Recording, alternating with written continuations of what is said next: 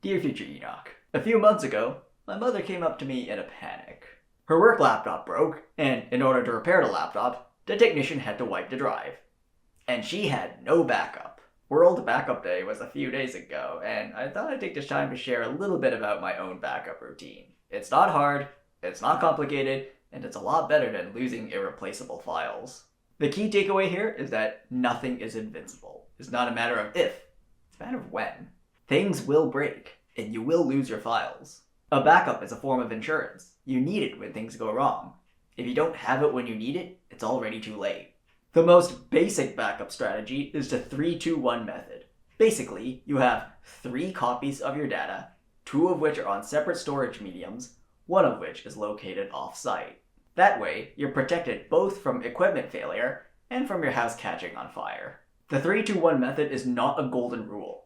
It's a bare minimum. Some people may need more, but at least have this.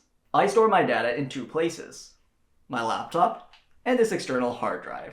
These are my primary copies. They're the first copy in the 3-2-1 method.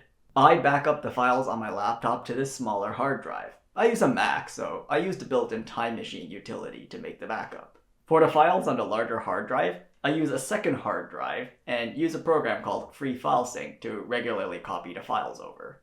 These backup drives are the second copy in the 3-2-1 method. They must be kept separate from the primary copies because they're to protect you in case your laptop dies or my big hard drive fails. This won't help me if my house catches on fire and burns to ashes though, which is where my third off-site backup comes in. I use a service called Backblaze to back up my laptop and the big hard drive to the cloud.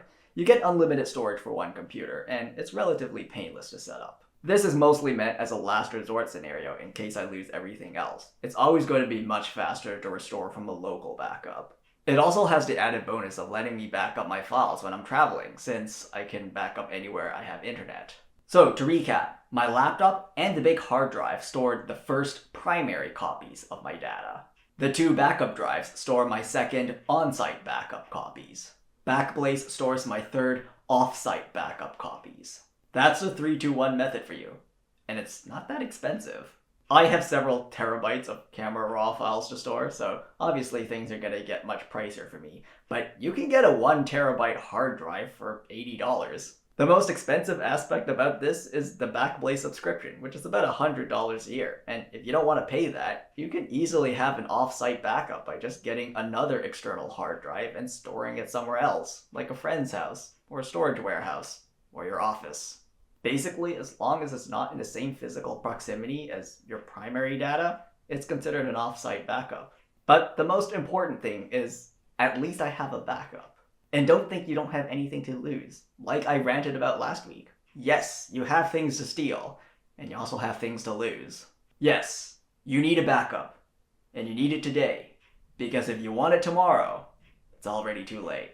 The happy story with my mom? I was able to boot the laptop up, and backed up all of her files onto a flash drive. Learn from mistakes. Your future self will thank you. Just like this awkward video series where I talk to my future self.